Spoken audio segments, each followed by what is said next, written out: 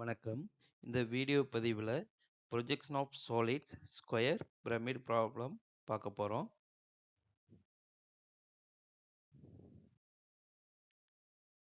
Problem: a square pyramid of base 30 mm and height 60 mm rests with one of its base edges on HP. The axis of the pyramid makes an angle of 45 degree with HP. Draw its projections. இந்த ப்ராப்ளத்தில் நமக்கு object என்ன கொடுத்துருக்காங்கன்னா square pyramid கொடுத்துருக்காங்க. அதோட base side dimension கொடுத்துருக்காங்க 30 mm. இது அடுத்து ஹைட்டு கொடுத்துருக்காங்க. ஸ்கொயர் பிரமிடோட ஹைட்டு எவ்வளோ கொடுத்துருக்காங்க? 60 mm கொடுத்துருக்காங்க. தென் ரெஸ்டிங் கண்டிஷனில் one of its base edges on HP, அதாவது ஸ்கொயர் பிரமிடோட ஒரு பேஸ் எட்ஜஸ் ஆன் ஹெச்பி கண்டிஷனில் கொடுத்துருக்காங்க. அடுத்து the axis of the pyramid makes an angle of 45 degree with HP, அதாவது தீட்டா கொடுத்துருக்காங்க. தீட்டா வந்து எவ்வளவு? 45 degree. draw its projection mention பண்ணியிருக்காங்க. அடுத்து இது நமக்கு ஸ்கொயர் பிரமிடு. இதோட பேஸ் சைடு எவ்வளோ கொடுத்துருக்காங்க? 30 mm கொடுத்துருக்காங்க. இதோட ஹைட்டு 60 mm கொடுத்துருக்காங்க.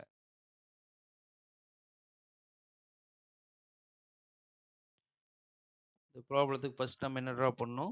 எக்ஸ் ஒய் ஒரு ரெஃபரன்ஸ் லைன் ட்ரா பண்ணணும். அடுத்து பிபி அண்ட் ஹெச்பியை மார்க் பண்ணிடுங்க. இந்த ப்ராப்ளத்தில் நமக்கு ஸ்கொயர் பிரமிட் கொடுத்துருக்காங்க. அதோட base side 30 mm and height 60 mm கொடுத்துருக்காங்க. ரெஸ்டிங் கண்டிஷன் என்ன கொடுத்துருக்காங்கன்னா பேஸ் எட்ஜு, சரிங்களா? இப்போ இந்த எட்ஜுங்கிறது நமக்கு இந்த சர்ஃபேஸ் தான் நமக்கு என்னது? இது நமக்கு பேஸு.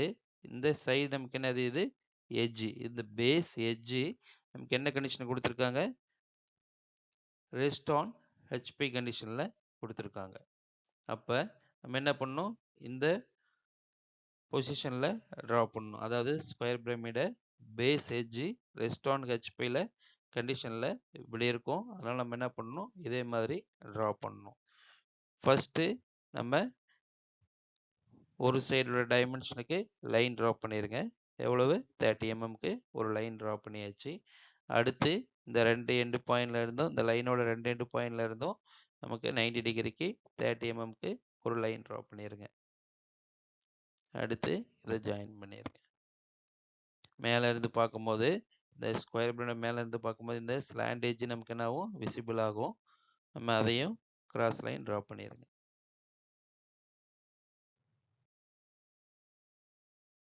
அடுத்து இதுக்கு நேமிங் கொடுத்துருங்க. A dash, B dash, C dash, D dash and O dash. இது நம்மளுடைய டாப் வியூ. அடுத்து இதுலேருந்து நம்ம என்ன பண்ணோம்? ஃப்ரண்ட் வியூ ப்ரொஜெக்ட் பண்ணோம். இது நம்மளுடைய அப்சர்வர் பொசிஷன். இப்போ இதில் நமக்கு என்ன தெரியும்? A dash, B dash, O dash இந்த ட்ரையாங்குலர் ஃபேஸஸ் மட்டும்தான் விசிபிள் ஆகும்.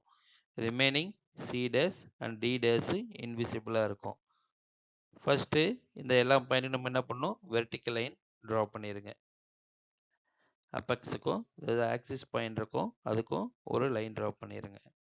நமக்கு ஆக்சிஸ் ஹைட் கொடுத்துருக்காங்க. இந்த XY ரெஃபரன்ஸ் லைனை பேஸ் பண்ணிவிட்டு நீங்கள் ஆக்சிஸ் லைன் ட்ரா பண்ணிடுங்க. எவ்வளோ ஹைட்டு? 60 mmக்கு ட்ரா பண்ணிடுங்க. இப்போ நமக்கு 3 பாயிண்ட் கிடச்சிருச்சு. அதை ஜாயின் பண்ணிடுங்க.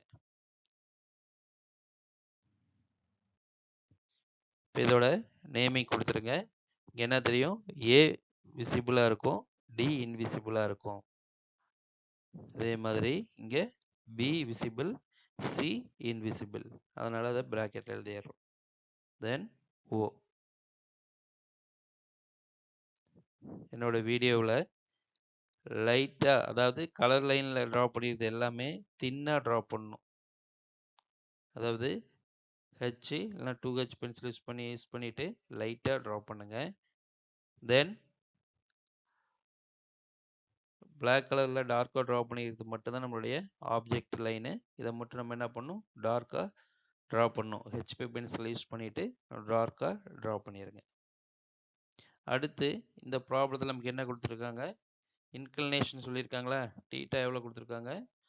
45 டிகிரி, அதாவது axis incline 45 degree to the HP condition கொடுத்துருக்காங்க. தீட்டா 45 டிகிரி கொடுத்துருக்காங்க. ஒரு பாயிண்ட் மார்க் பண்ணிடுங்க. அந்த பாயிண்ட்ல இருந்து 45 டிகிரிக்கு ஒரு லைன் ட்ரா பண்ணிடுங்க.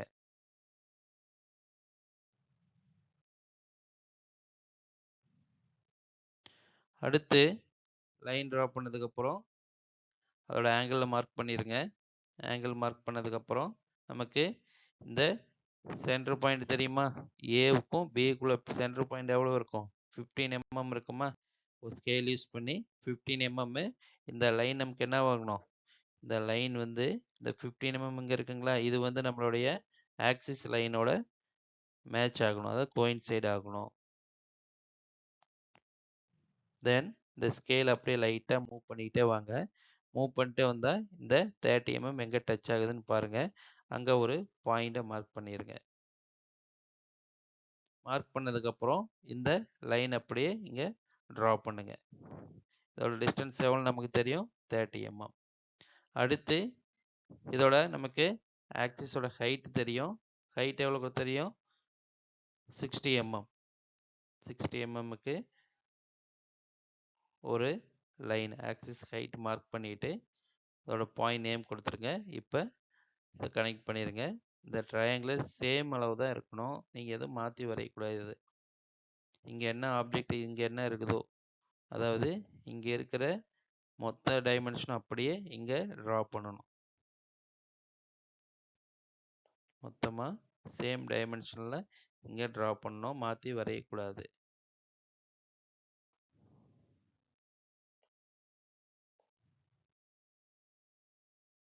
அடுத்து நம்ம இங்கேருந்து நம்ம என்ன பண்ணணும்? நம்மளுடைய டாப் வியூ ட்ரா பண்ணணும். இது நம்மளுடைய அப்சர்வ் பொசிஷன். அதுக்கு நம்மளுடைய ஃபர்ஸ்ட் நம்ம என்ன பண்ணணும்? இந்த லைன்லேருந்து, அதாவது இந்த டாப் வியூலேருந்து ஹரிசாண்டல் ரெஃபரன்ஸ் லைன் ட்ரா பண்ணிடுங்க எல்லா பாயிண்ட்டுக்கும். அடுத்து மேலேருந்து, அதாவது டாப் வியூவில் இந்த ஃப்ரண்ட் வியூ வந்து நமக்கு மேலேருந்து பார்க்கும்போது, அப்சர்வ் பொசிஷன் மேலேருந்து பார்க்கும்போது இந்த எல்லா பாயிண்ட்டுக்கும் நம்ம என்ன பண்ணணும்? வெர்டிக்கல் ரெஃபரன்ஸ் லைன் டவுன்வர்ட் டைரெக்ஷனில் ட்ரா பண்ணணும். இப்போ இந்த பாயிண்ட் மீட் பண்ணுற பாயிண்ட் டியும் டி டேஸ் மீட் பண்ணுற பாயிண்ட்டை மார்க் பண்ணிடுங்க. அடுத்து ஏவும் ஏ டேஸ் மீட் பண்ணுற பாயிண்ட்டை மார்க் பண்ணிடுங்க. சியும் சி டேஸ் மீட் பண்ணுற பாயிண்ட்டு, மறுபடியும் பியும் பி டேஸும் மீட் பண்ணுற பாயிண்ட்டை மார்க் பண்ணிடுங்க. இதே மாதிரி ஓவும் ஓ டேஸ் மீட் பண்ணுற பாயிண்ட்டை மார்க் பண்ணிடலாம். இப்போ இங்கே நமக்கு எது எது விசிபிளாக இருக்கும்? அதாவது இது இந்த சைடு நமக்கு ஃபுல் விசிபிளாக இருக்கும். தென் இதுவும் விசிபிளாக இருக்கும். இந்த ட்ரையாங்குலர் ஃபேஸஸும் விசிபிளாக இருக்கும். இதில் இன்விசிபிள் எதுனா இந்த கார்னர் மட்டும் தான் நமக்கு என்னது இன்விசிபிளாக இருக்கும். இதை மட்டும் நம்ம என்ன பண்ணணும்? டேஷ் லைனில் ட்ரா பண்ணணும். அதாவது பியும் சியும் அந்த லைன் மட்டும் நமக்கு என்னது இன்விசிபிள். ரிமைனிங் எல்லாமே நமக்கு என்னது விசிபிள் கண்டிஷன். ஃபஸ்ட்டு இந்த ஸ்கொயரை ட்ரா பண்ணிக்கங்க. நமக்கு ரெக்டாங்குலர் ஷேப்பில் தெரியும். இது 3 விசிபிள். தென் இந்த பியும் சியும் மட்டும்தான் நமக்கு என்னது இன்விசிபிள். அதை டேஷ் லைனில் டார்க்காக ட்ரா பண்ணிடுங்க. இப்போ மற்றதெல்லாம் நமக்கு எல்லாம் ஸ்லாண்டு சர்ஃபேஸ் நமக்கு விசிபிளாக இருக்கும். அதை நம்ம என்ன பண்ணணும்? ஓ டேஸோட கனெக்ட் பண்ணிடுங்க. இதுதான் நம்மளுடைய final view. The square inclination about HP கண்டிஷனில் நம்மளுடைய ஃபைனல் வியூ. இதை கம்ப்ளீட் பண்ணதுக்கப்புறம் ஆல் டைமென்ஷன் ஆர் இன் mm கம்பல்சரி எழுதிடுங்க. வீடியோ பார்த்ததுக்கு நன்றி. நமது சேனலை சப்ஸ்கிரைப் பண்ணாதீங்க, சப்ஸ்கிரைப் பண்ணுங்கள், லைக் பண்ணுங்கள், உங்களோட ஃப்ரெண்ட்ஸுக்கும் ஷேர் பண்ணுங்கள். தேங்க்யூ.